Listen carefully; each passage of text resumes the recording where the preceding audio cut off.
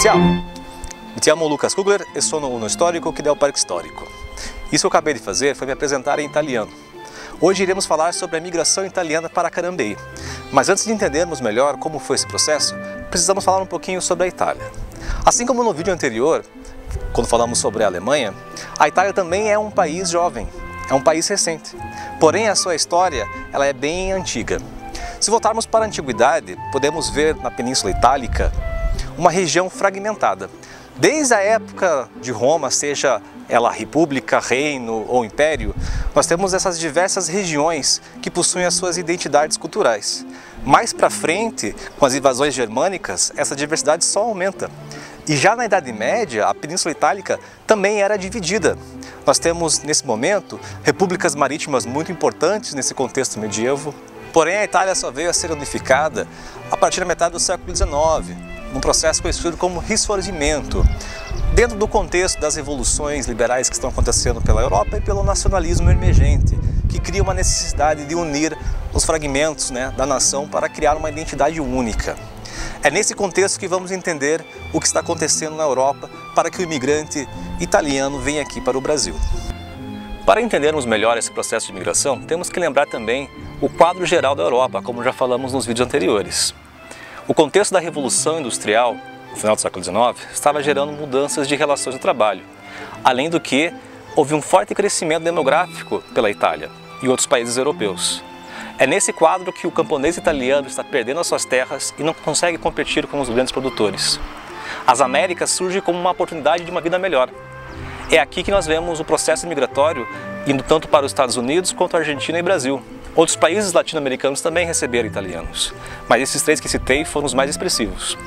A viagem, normalmente, levava cerca de mais ou menos 2 a 3 meses. Os italianos que viram para cá, eles eram de regiões tanto do norte quanto do sul e embarcavam no porto de Gênova. Quando chegaram aqui, boa parte desses imigrantes foram realocados para as fazendas de café, pois nesse momento nós temos no Brasil uma tentativa de substituir a mão de obra escrava pela mão de obra assalariada. E a produção do café era muito importante para a economia brasileira. No entanto, temos que lembrar também que as condições de trabalho nesses locais eram precárias, quase análogas à escravidão. Posteriormente, muitos desses imigrantes vão para centros urbanos, como é o caso de São Paulo, pois alguns desses imigrantes já possuíam os seus ofícios na Europa. Ou então, vão para outras colônias rurais trabalharem no interior do Brasil. Mas em relação aos imigrantes italianos que vieram aqui para Carambeí, como era o seu quadro, como era o seu cotidiano? As famílias italianas que vieram para Carambeí não vieram diretamente da Itália para cá. Elas já estavam estabelecidas em algumas outras regiões do Brasil, como é o caso de algumas famílias que vieram de Ourinhos e Campinas, em São Paulo, ou então aqui mesmo do Paraná, em colônias italianas, como em Morretes, Paranaguá, ou o bairro de Santa Felicidade. Algumas vieram da região aqui mesmo, como por exemplo em Castro. As atividades econômicas dessas famílias eram várias. Trabalhavam tanto no comércio, confecção de roupas sob encomenda, na construção da linha de trem, que era muito típico desse quadro imigracional aqui da região.